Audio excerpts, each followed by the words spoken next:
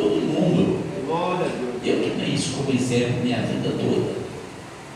E eu gostaria de estar dizendo para os irmãos que em março do ano que vem, se Jesus não tiver me levado para a glória ainda, já vai fazer 40 e... sou muito bom de conta. 42 anos. 42 anos. Que ele me chamou. Glória a Deus. Aleluia. E uma coisa que eu achei interessante: a perseguição que eu sofri quando ele me chamou. Irmão, não vem luta se não tiver bênção. Glória a Deus. Então nunca murmure por causa de luta, porque tem gente que fala assim: o que eu fiz para Deus para estar passando isso? Irmão, Deus te escolheu para te abençoar. Ele te abençoar. Aleluia. Ele vem trazer infortúnio na tua vida para você murmurar e perder a bênção. Mas glorifica a Deus no sofrimento, na angústia, porque a tua bênção está chegando. Glória a Deus. Aleluia. Glória a Deus. Eu fui chamado para o Evangelho em março de 83. Eu tinha 23 anos, ia fazer 24 aquele ano. E a luta e o sofrimento que eu passei ali, eu não sei se eu consegui escrever bem. Tem um livro chamado O Escolhido, que relata toda aquela perseguição. Uma pessoa que leu falou: nossa, mas é muita perseguição. Foi muita perseguição. Foi na minha casa, foi no trabalho, foi na rua e foi até na igreja, pastor. Foi difícil. Primeiro, por que foi na minha casa? Eu trabalhava numa usina, trabalhava uma semana de dia e uma semana de noite. Das 6 da manhã às 6 da tarde, ou das 6 da tarde às 6 da manhã. E aí eu conheci o Evangelho. Eu comecei a ir para a igreja. Eu não tinha vontade de ir para a igreja, porque eu tinha um orgulho religioso muito grande. Eu era muito católico, muito idólatra, apegado aos milagres de Fátima, de Lanciano. E baseado nesses milagres estava a minha fé. Então, quando aquele irmão falou para mim que a salvação era pela graça, porque até então eu entendi que a salvação era pelas obras, 10 mandamentos da lei de Deus e 5 da igreja, eu que não conseguia cumprir os 10 de Deus, ia cumprir 15. Então eu tinha certeza de uma coisa: se eu morresse naquele momento, eu iria para o inferno. Aí aquele irmão trouxe a mensagem: a salvação é pela graça, porque pela graça sois salvos por meio da fé, isso não vem de vós, é dom de Deus, não vem das obras para que ninguém se glorie. Efésios 2, 8, 9, os 2 primeiros versículos que eu memorizei na minha vida. Eu me apaixonei pelo Evangelho. Nossa, então eu estou salvo? Tá, você está salvo, você crê? Você está salvo. Então eu posso ir para a glória agora. Eu poderia correr naquele tempo, estava doido para ir para o céu, tinha ansiedade para ir para o céu. Mas é interessante, né? Meu irmão foi há 18 anos, eu estou aqui ainda. Estou aqui ainda. Deus sabe de tudo, né? Mas aí o que acontece? Eu trabalhava uma semana de dia, uma de noite, eu ganhava pouco mais do que salário mínimo. Era casado, tinha uma filha e tinha um filho a caminho. Morava numa casinha que eu ajudei a construir no fundo da casa do meu pai. Meu pai foi o primeiro que levantou: você vai batizar nessa igreja? Eu falei: vou. Então você capa que é Deus, você some daqui. Eu não quero protestante no fundo da minha casa. Naquele tempo era protestante, quebra santo, pular na água. Então esses apelidos pejorativos. Tá bom, eu vou embora. Deixou marca de joelho na garganta, captou o colarinho assim, né? Porque queria que eu obedecesse ele. Eu falei: jamais, dessa forma não. Sempre fui obediente, nunca dei trabalho. Fui aquele filho certinho, né? Dos 5 foi o único que meu pai nunca foi atrás. Mas envergonhei ele, porque eu tinha sido coroinha do padre, congregado mariano e seminarista. Eu ia ser padre.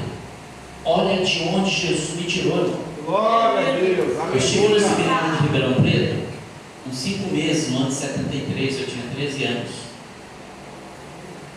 Houve um incidente que Deus criou. Eu acredito hoje que tudo foi por Ele mesmo, para me tirar do seminário, com promessa de voltar, mas acabei não voltando, acabei me casando e conheci o Evangelho. E desde o dia que meu pai me expulsou de casa, eu comecei a orar pela vida dele e da minha mãe. A todo momento, a todo instante, foram 9 anos de batalha espiritual. Aleluia. 5 anos depois, meu irmão Dorival se converteu. Daí minha cunhada, irmãzinha amada, se converteu. Já tinha Glaucio, Juninho, já tinha o Denilson também. Foram todos para a igreja. Eu falei para ele: agora nós somos 2 para orar pela família. Então vamos batalhar, que nós vamos vencer. Foram mais 4 anos depois, e eu orava constantemente, e Deus parece que não estava fazendo algo, porque você olha para o exterior. Deus disse para Samuel: não olhe para o exterior, porque Deus olha para o coração. Aleluia! Meu pai se revoltava quando meu irmão Dorival se converteu e falou para minha mãe: eu tinha perdido um filho, agora eu perdi 2. Coitado, uma ignorância tão grande. Então, cada vez mais endurecia, foi para a renovação carismática, se afundou na idolatria, fazia novena, fazia reunião na casa dele, e eu vendo tudo aquilo, porque eu ainda olhava para o exterior, eu não tinha aprendido a olhar para dentro das pessoas. Eu fiz um voto, falei: Senhor, o dia que eu ver o meu pai e a minha mãe descer nas águas do batismo, eu nunca mais como nada que venha do porco. Foram 9 anos, mas um dia, aquele coração duro foi arrebentado pela espada do céu. Glória, glória a Deus. Eu lembro que eu estava tão ateu ainda, dar um apoio para ele, e só entendi a realidade quando eu vi a Bíblia que ele comprou lá na igreja. Não, ele abria ela e escrevia assim: recebi os.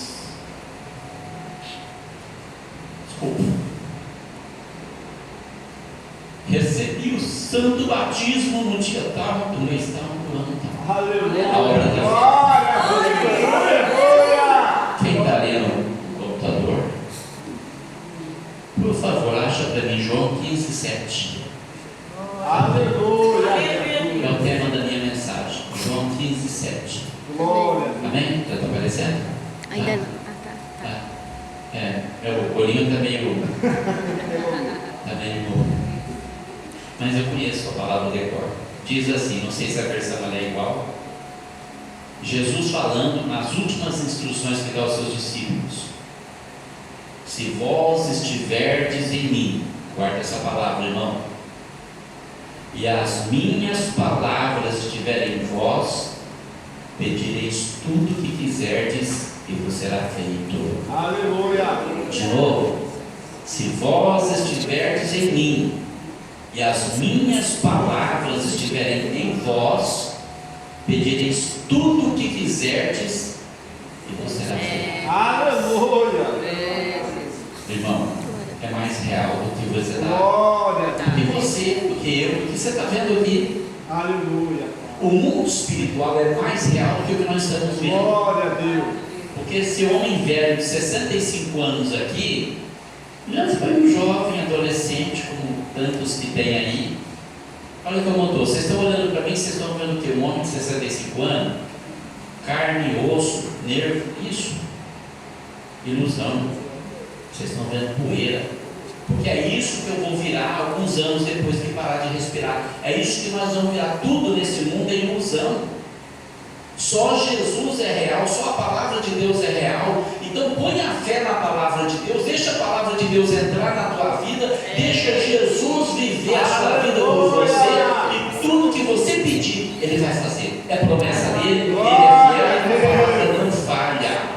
Glória a Deus. Eu tenho testemunhado isso. Aleluia. Glória a Deus. Criei meus filhos na igreja e fui um pai muito durão, né, Jorge? Fui enérgico, bestou, porreticando. Não é que nem esse povo de hoje que fica brigando com as pessoas para deixar o filho sentar na janelinha do avião, não. Eu sentava o porrete, errou, apanha. Não vou brigar com ninguém por causa dos meus filhos, não, vou dar educação para eles. Esse é um dos mais novos. Esse moço que vocês estão vendo aí, esse moço bonito, é um milagre de Deus. Era para estar morto há muito tempo. Muito tempo. Com 18 anos entrou no tráfico. Desviou, foi para o tráfico. Depois Deus preservou a vida dele. Tentaram matar ele, porque ele queria sair do tráfico. Não conseguiram, porque, irmão, aonde Jesus põe a mão, o diabo não tem poder. Ora pelos seus filhos, ensina os seus filhos, mostra para os seus filhos, porque o provérbio diz assim: ensina a criança o caminho que deve andar, e até quando envelhecer, não se desviará dele. Não quer dizer que ele não vai se afastar, ele pode se afastar, mas ele vai voltar, porque ele vai saber que aquele é o caminho da vida. Glória a Deus. Aleluia. Depois disso ele saiu do tráfico, mas ficou, como é que a gente fala? Ficou na farra, né? Virou um boêmio. A noite era dele, cigarro, bebida, droga. Em 2008 assumi meu cargo de professor em Hortolândia. Em 2009 ele pediu para ir para lá comigo, estava no emprego. Foi para lá, chegou lá, se envolveu com uma endemoniada, uma mulher endemoniada. Dizia que era crente, que ensinava pastor, mas, ai meu Deus, que vida. E quando a pessoa começa a falar que ensina os outros assim, também já perde a credibilidade, porque, irmão, eu estou aqui para aprender. Aleluia. E eu estou aprendendo com vocês. Glória a Deus. E ela não ia na igreja, fazia tudo, qualquer coisa errada que vocês pensar, ele se envolveu com ela, apesar que os meus conselhos sempre foi muito. E ele foi, 1 ano e meio, aí o Senhor trouxe ele de volta. Eu lembro aquelas noites que eu dormia, eu morei 4 anos num quarto, no fundo da casa de uma senhora lá em Sumaré. Ele voltou para minha casa. Acordava de noite, via aquele homem deitado do meu lado e falava: glória a Deus, meu filho voltou. Aleluia. Em 2010, o mais velho se envolveu com uma mulher também na mesma circunstância, foi embora para Brotas. Meu Deus, irmão, sabe que tem jeito? Deus consegue dar jeito? Foi em 2010, né? E assim se afastou da gente, ela tirou ele da gente, ela bloqueou a gente no Facebook dele, ela afastou ele da gente, começou a levar ele para Aparecida do Norte. Diabo é sujo, irmão. Dá chance para ele não, viu? Não dá chance para ele não. Por que Deus permite? Porque Deus é justo, irmão. Se você der espaço para o diabo na tua vida, ele vai destruir a tua vida e Deus vai deixar, porque Deus não pode fazer injustiça nem com o diabo. Então não dá lugar para o diabo. Dá glória a Deus. Glória a Deus. Ele foi. Eu comecei a orar por ele em 2011, quando eu tomei ciência do que estava acontecendo. Eu falei: Senhor, traga meu filho de volta. Todo dia de manhã, 5 horas, 5h30 da manhã, de joelho, orando pela minha família, orando pelos irmãos, orando pela igreja perseguida, orando pela igreja livre, orando para Deus mandar um despertamento aqui, porque nós estamos precisando de um despertamento. Aleluia. E trago meu filho de volta. Em 2020, minha filha mais velha trabalha em Bebedouro, conheci a irmã Verônica. Pai, tem uma mulher lá em Bebedouro que ela é usada em profecia. De vez em quando ela liga para mim, entrega uma mensagem, e eu sou muito esperto com profecia, viu, irmão? Meu Deus, como tem pessoa endemoniada por aí, dizendo secretos, meu irmão, tem muito. E, então eu fiquei esperto com isso. Aí um dia ela falou assim para mim assim: pai, a Verônica ligou que tem uma doença degenerativa. Ela disse: tenho, meu irmão Ivan. Ela falou assim: Jesus está me falando que vai trazer. Aleluia. Glória a Deus. Jesus está falando que vai trazer ele de volta. Aleluia. Eu tinha acabado de conversar com a minha esposa, tinha falado para ela: olha, eu ainda estou orando para Deus trazer o Ivan de volta. Ela falou: pois eu não estou pedindo para Deus trazer ele de volta, mas não, ele vai voltar. Estou orando para Deus encaminhar ele. Eu falei: não, estou orando para trazer ele de volta, porque a palavra de Deus é fiel e não pode falhar. Ou eu creio, ou eu não creio. Verdade. Ele passou a pandemia, minha esposa passou por uma situação difícil, minha família sabe. Pegou vírus, morreu. Jesus trouxe ela de volta. Ela morreu. O diagnóstico do médico foi 100% de infecção no pulmão, paralisou os rins, deu sepse. Concorda que ela morreu? E Jesus trouxe ela de volta. Assim, ó, falou que ela foi. Aleluia. Agora, alguns meses, um mês ou 2, né, Jorge? Meu filho Jorge viu umas postagens dele no Drex, não sei se os irmãos conhecem Ele é um aplicativo do Instagram. E meu filho, o mais velho, estava lá, jogando melanteio para as mulheres. Ele falou: pai, eu acho que o Ivan está querendo largar da bonitona lá. Será? Eu comecei a chamar ele no WhatsApp, conversar com ele. E aí ele pediu para mim prestar o cartão de crédito, para ele comprar tinta, que ele ia um carro que ele comprou. Ele tinha um carro zero. Aí eu simplesmente falei: meu filho, eu não quero invadir sua privacidade não, mas você está sozinho com o teu pai. Você largou da... Por que você não veio para casa, rapaz? Estava com vergonha porque fez muita coisa errada, né? Mas aos poucos ele está voltando, irmão. Em maio ele vem para Ribeirão. Glória a Deus. De Ribeirão para minha casa em Viradouro é muito facinho, né? Então, irmão, se Deus prometeu, você pode passar por qualquer situação, mas não perca a esperança, porque Jesus é fiel. Glória a Deus, aleluia, Meu Jesus. filho aí estava lá na percussão, voltou para minha casa em 2011, né, Jorge? 2011, ficou 6 meses lá pedindo remoção, vim para Viradouro, e aí ele foi mandado embora também, providência de Deus, veio para casa. Chegou aí, falei para ele: você vai estudar, né? Não, vou casar, uma namoradinha que gostava de cerveja, cigarro e cocaína. Ô Jesus, tem misericórdia. Não, por que vocês acham que tem cabelo branco? Ele já deixou cair para ficar branco, né? Ficou 6 anos casado. Assim, Deus deu um trabalho bom para ele, começou a ganhar dinheiro, né, Jorge? Torrou tudo em porcaria. Profecia em cima de profecia, mas ele falou uma coisa para mim que eu nunca esqueci. Pai, quando a palavra é de Deus, acontece. Se não é de Deus, não acontece, né? Tem muita profecia para ele, nunca aconteceu nada. Deus foi lá e deu uma rasteira dele. O melhor amigo dele tomou um negócio dele, deixou ele na lona. Foi para Praia Grande, ficou 6 meses lá. Não conseguiu arrumar emprego, trouxe ele de volta. Ali ele arrumou um emprego em Araçatuba. Eu viajava, ficava 15 dias lá e voltava. Ele é soldador. Aí ele vinha para casa, eu ia sempre lá em Morro Agudo, na igreja do pastor Lorival, um amigo que eu tenho há quase 30 anos. Ia ter festividade em 2018. Jorge, vamos falar comigo para ele? Não, ele é muito legal esse menino. Só que na hora ele, bancava o quiabo e escorregava. Na hora de pé no chão.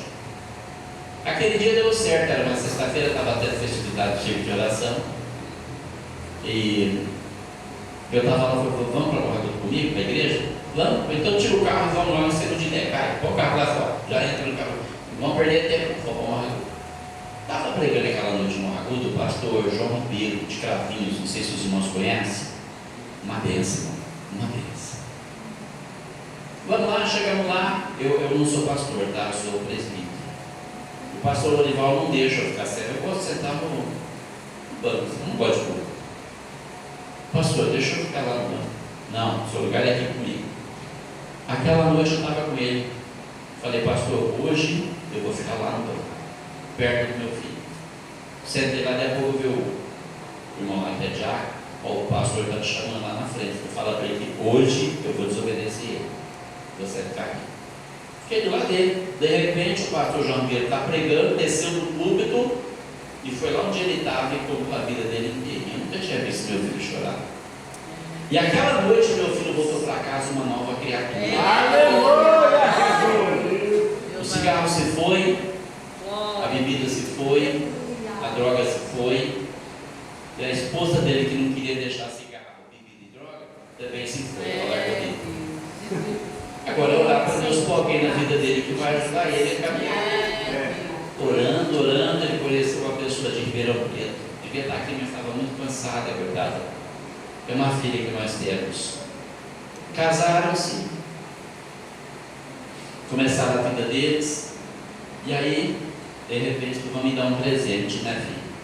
Uma netinha. Mas uma noite, 1h da manhã, ele me liga: pai, a Juliana está passando mal. O que era o problema lá? Oi? Eclâmpsia, aquele problema que mata as mulheres. Tem dinheiro para minha mãe, não tinha um centavo. Que dor no coração. Liga para a tua irmã de Verão, uma filha que mora em Verão, uma benção. Ela deve ter dinheiro, ela te prestou, né? Ele trouxe a esposa para verão, estava de 7 meses. Se vocês verem a foto da menina quando nasceu, a gente não acreditava que ela ia crescer. Se vocês verem ela hoje, que pensa que está aquela menina. Aleluia. Irmão, porque Jesus não trabalha pela metade, a obra de Deus é completa. Glória a Deus. Esposa 3 dias sem comer nada. 3 dias. Não tenho fome, não tenho vergonha. Não. Aí fica pensando, mas peraí, Deus não cuida, então por que você passou por isso? Providência, irmão. Não acontece nada na vida do crente, daquele que tem temor de Deus, se não tiver uma bênção a caminho. Eu Aleluia. era fiel nas reuniões, vinha sempre em verão, reunião de obreiro, o pastor Santana, não sei se os irmãos tiveram conheceu, grande homem de Deus. Irmão, você sempre levanta um representante na igreja, não deixa assim não. Alguém tem que ser candidato a vereador lá.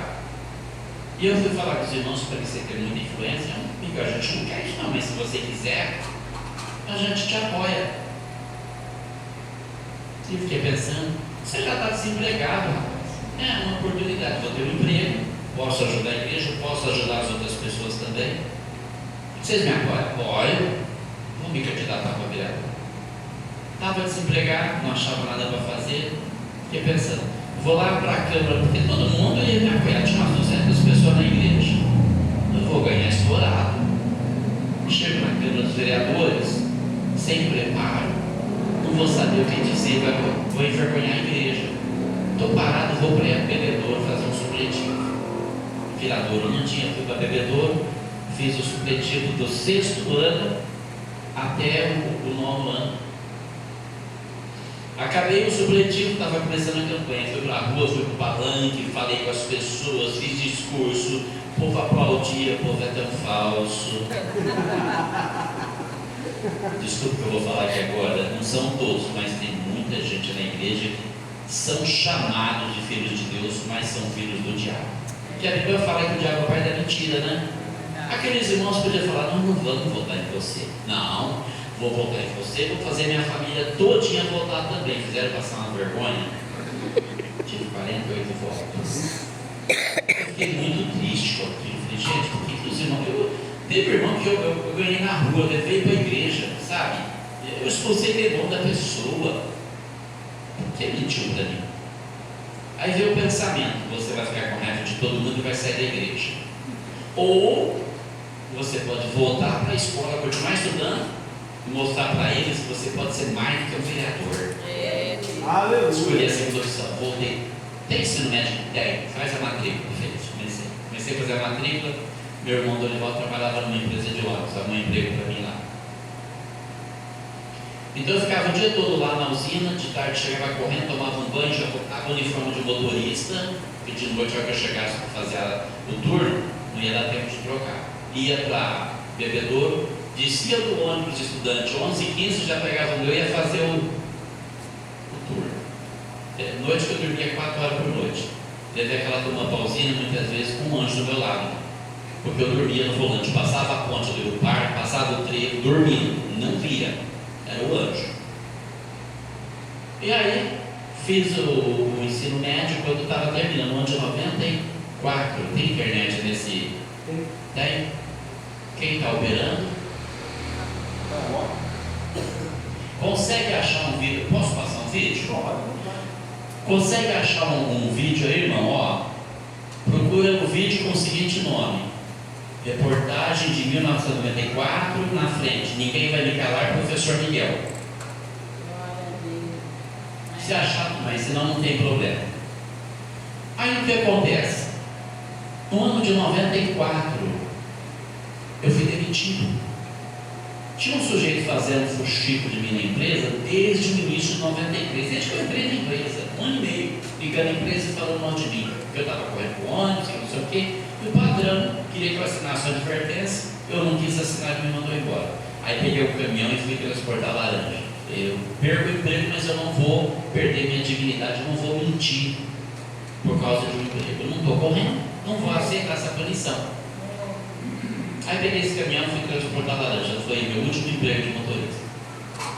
Naqueles dias teve um concurso de redação a nível estadual.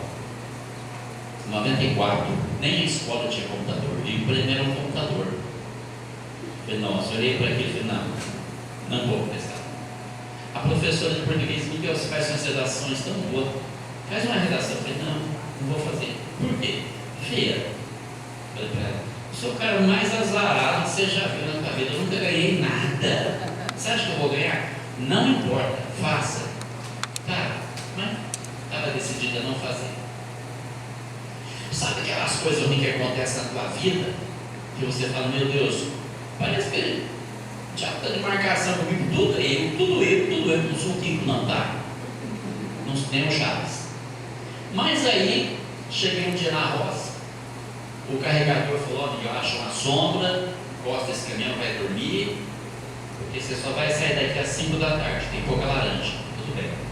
Achei uma árvore grande, pus uma sombra, levava o material ali para estudar, porque de noite eu deixava o caminhão na fila na Cargill, eu ia lá para a escola, estudava, depois que fechava 10h30 eu descia até para a Cargill, eu esperava descarregar o caminhão, 3, 4 horas da manhã, ia para casa, pegava a marmita e ia para a roça de novo. Eu queria terminar aquele curso de supletivo, terminei.